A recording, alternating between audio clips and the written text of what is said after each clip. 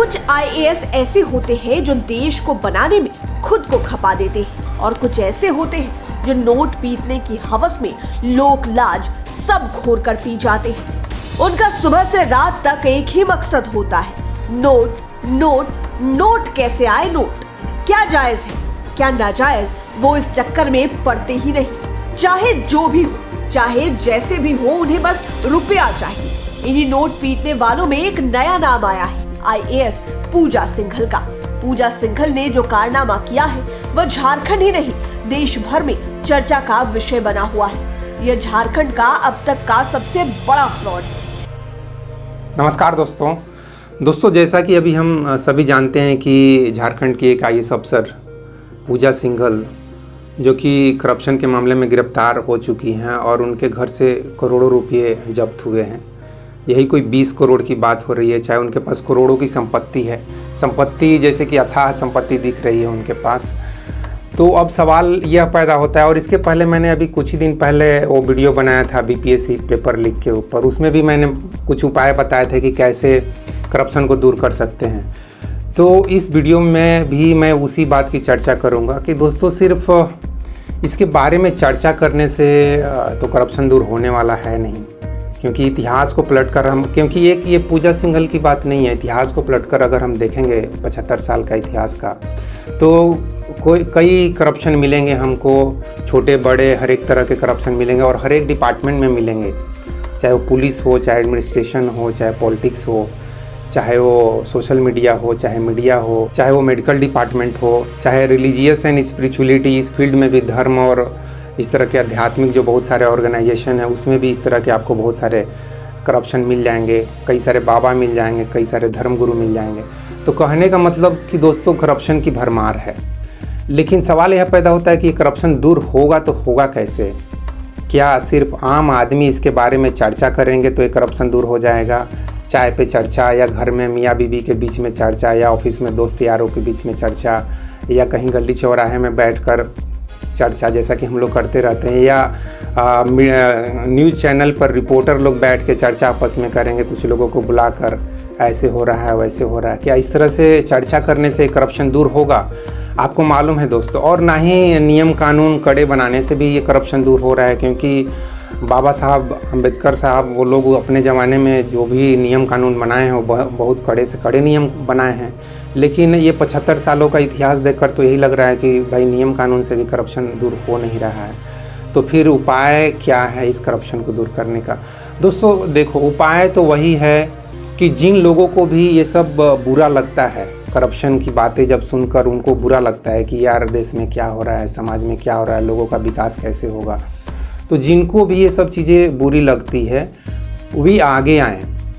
वो जिस फील्ड में भी काबिल हैं, जिस फील्ड में भी उनके अंदर रुचि है, उस फील्ड में वे जाएं।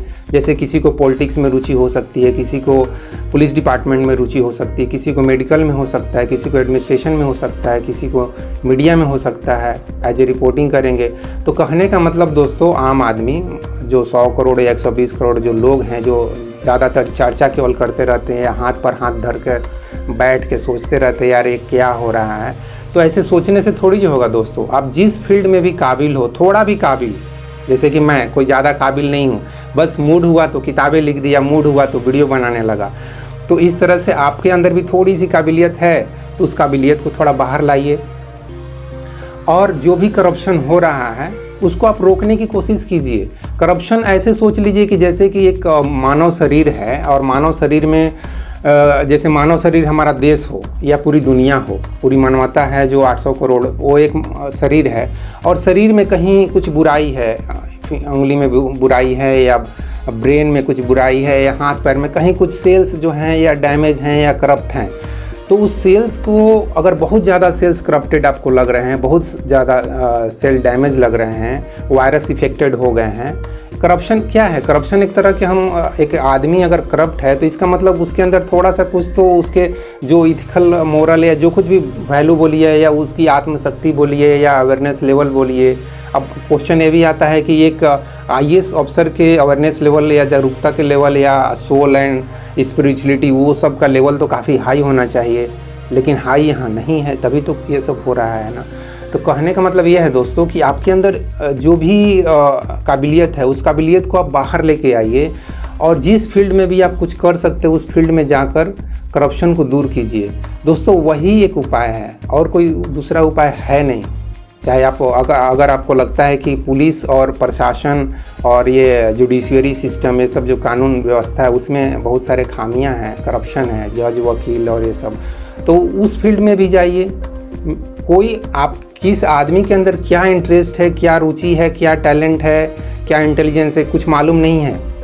वो आपको अपने अंदर के टैलेंट को खुद सर्च करना है, खुद महसूस करना है और उस टैलेंट को बाहर निकालना है, उस फील्ड में जाके उस करप्शन को दूर करना है। उपाय दोस्तों बस यही है। और दोस्तों आम आदमी से, अपने दोस्तों से मैं यह भी कहना चाहता हूँ कि दोस्तों हम लोग अगर यह उम्मीद करते हैं कि अचानक से कोई भगवान या कोई अवतार पैदा होंगे और जितने भी धरती पे समस्याएं हैं या हमारे देश में जो समस्याएं हैं करप्शन की या बाकी जो समस्याएं हैं वो अचानक से सब कुछ दूर कर देंगे, तो वो भी नहीं होने वाला है। दोस्तों थोड़ा इमेजिन कीजिए ना कि जब राम या कृष्ण जब पैदा हुए उस समय भी जो स्थिति थी रावण की या कंस की या जो कुछ भी महाभारत हुआ, तो सब कुछ ठीक थोड़ी हो गया। जो भी अशांति थी, जो भी युद्ध था, जो भी हिंसा थी, जो भी करप्शन था, भ्रष्टाचार था, वो सब कुछ उन्होंने थोड़ी जो दूर कर पाए। सब कुछ दूर कर देते और सबके अंदर आत्मा की जागरूकता हो जाती। गौतम बुद्ध और महावीर उसके बाद प्रयास किए, गुरु नानक जी प्रयास किए, जीसस प्रयास किए, लोगों की जागरूकता को बढ़ाने के या लोगों की इंसानियत को जगाने का, वो तो पूरी तरह से सफल नहीं हो पाए ना। अगर सबके अंदर गौतम बुद्ध, महावीर, श्री कृष्ण, गुरु नानक ये सब की आत्मा को अगर जागरूक कर देते तो अब तक नियम कानून संविधान ये सब की ज़रूरत ही नहीं होती। लोग खुद ही इतने ज़्यादा सेंसिबल होते, खुद ही इतना ज़्यादा आत्मशक्ति वाले होते, इतने ज़्यादा जागरूक होते कि उन्हें खुद बुरा लगता कि यार हमको ये करप्शन करने की क्या ज़रूरत है। वो भी IAS लेवल के। मेरे एक दोस्त बोलने लगे कल कि सर बताइए, एक आदमी IAS बनने के बाद भी इस तरह का करप्शन कर रहा है, क्या उसे करना चाहिए? वो ऐसे ही इतने लाखों रुपये हर एक महीने उसकी सैलरी है और इतना ठाट बाट इज्जत सब कुछ मिलता है उसे अब क्या ज़रूरत है करप्शन करने का? तो करप्शन करने का ज़रूरत नहीं है, लेकिन फिर भी आदमी करप्शन कर रहा है। तो कारण तो मालूम है सबको, पावर, प्रॉपर्टी, प्रेस्टीज, उससे दिल मांगे मोर दिल भरता नहीं है, न मन भरता है। तो दोस्तों इकोनॉमिक्स में जो बोला जाता है कि आदमी की इच्छाएं अनंत है, वैसा ही कुछ हो रहा है। कितना भी मिले आदमी का मन नहीं भर रहा है और लोग करप्शन किए जा रहे हैं, पावर, प्रॉपर्टी, प्रेस्टीज से जुटाए जा रहे हैं। तो कहने का मतलब ये है दोस्तों कि यह भी हमें उम्मीद नहीं करना है कि अचानक से सब कुछ बदल जाएगा, अचानक से कोई एक शक्ति पैदा होगी या अचानक से कोई भगवान। अब भगवान भी पैदा होंगे तो यार वो भी कंफ्यूज हो जाएंगे, क्योंकि यहाँ कोई कौरवों की टीम नहीं है और ना ही कोई रावण की टीम है कि राम पैदा होंगे और जितने भी रावण की टीम है सबको मार देंगे, या कृष्ण पैदा होंगे और कौरवों की टीम को मार देंगे या कंस को मार देंगे। ऐसा आपको कहीं टीम दिखती है? आप किसको बोलेंगे कि यहाँ तो सिचुएशन ऐसा है कि एक ही परिवार में राम और रावण दोनों हैं। एक भाई अच्छा है, दूसरा भाई दारू पी रहा है, क्या क्या गलत काम कर रहा है। हस्बैंड ठीक है, वाइफ कुछ गलत कर रही है, वाइफ ठीक है, हस्बैंड कुछ गलत कर रहा है, बेटा ठीक है, बाप गलत काम कर रहा है। तो यहाँ दोस्तों एक ही परिवार में इतना खिचड़ी पका हुआ है कि भगवान भी सोचेंगे कि यार मैं क्या करूँ, वो भी कंफ्यूज हो जाएंगे, किसको मर्डर करूँ। और इतने सारे लोग, सबका मर्डर, मतलब भगवान कोई मर्डर थोड़ी जो है। वो कोशिश करेंगे, गौतम बुद्ध, श्री कृष्ण, महावीर, ये लोग कोशिश करेंगे आदमी को समझाने का, आदमी को जो उसकी अवेयरनेस है उसको समझाने का, उसको बढ़ाने का, आत्मशक्ति को बढ़ाने का, उसी को बढ़ा के वो चाहेंगे। इवन कृष्ण कोई युद्ध नहीं करवाना चाहते थे, वो दुर्योधन को बहुत हद तक कोशिश किए समझाने का, बहुत सारे जुगाड़ किए समझाने के लिए, लेकिन बात नहीं बना। तब जाके वो फाइनल सिचुएशन आ गया कि नहीं अब तो युद्ध ही करना पड़ेगा। तो कहने का मतलब कोई भी अवतार, जितने भी लोग हुए हैं, महान लोग जिनको हम भगवान का दर्जा देते हैं या भगवान मानते हैं, किसी की भी बिल्कुल भी इच्छा नहीं थी हिंसा करवाने की, मर्डर करने का। तो कोई भी भगवान पैदा होंगे तो तुरंत मर्डर करना नहीं शुरू करेंगे। वो सबसे पहले लोगों की जो अवेयरनेस लेवल है उसको बढ़ाएंगे और चाहेंगे कि अवेयरनेस लेवल बढ़ाकर ही करप्शन को रोका जाए। अगर कोई दारू, गंजा, शराब ये सब पी रहा है तो वो जो पी रहा है उसको भी रोका जाए अवेयरनेस लेवल को बढ़ा के। न कि किसी का गर्दन पकड़ के नहीं ये सब गलत है, मत पियो, जान मार देंगे तुम्हारा, ये सब करके नहीं कोई भी भगवान या कोई भी गुरु ऐसा करेंगे। कोई भी सेंसिबल, कोई भी महान आत्मा ऐसा बिल्कुल भी नहीं करेगी। तो कहने का मतलब ये है दोस्तों कि हमारे अंदर वो जागरूकता लाना है, पैदा करना है, चाहे वो ध्यान मेडिटेशन करके कीजिए, चाहे सभी चीज़ों को आप एनालाइज करके कीजिए कि जो कुछ भी हो रहा है उसका समाधान क्या है। करप्शन, चाहे पॉल्यूशन, चाहे पॉपुलेशन, ये सब जितनी महंगाई, जो कुछ भी समस्याएं हैं उसका समाधान क्या है, ये हर एक व्यक्ति को सोचना है। और हर एक व्यक्ति से जो कुछ भी हो सकता है, जो भी वो कर सकता है इन समस्याओं को दूर करने के लिए, उसे एक कदम आगे लेकर आना है और उसको दूर करने का सोचना है, उसके लिए काम करना है, तभी ये सभी समस्याएं दूर होंगी।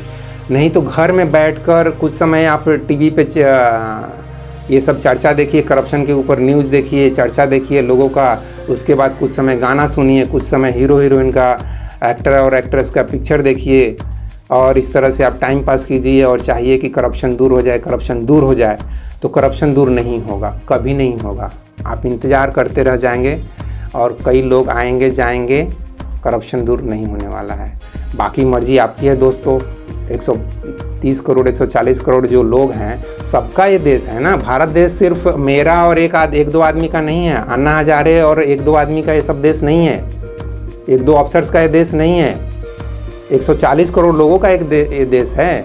तो सबको थोड़ा थोड़ा सोचना है कि कैसे इस सब समस्याओं को दूर किया जाए। तो दोस्तों इस वीडियो में बस इतना ही। थैंक यू वेरी मच इस वीडियो को देखने के लिए। जय हिंद, जय भारत और जय विश्व, जय भगवान। Thank you very much friends.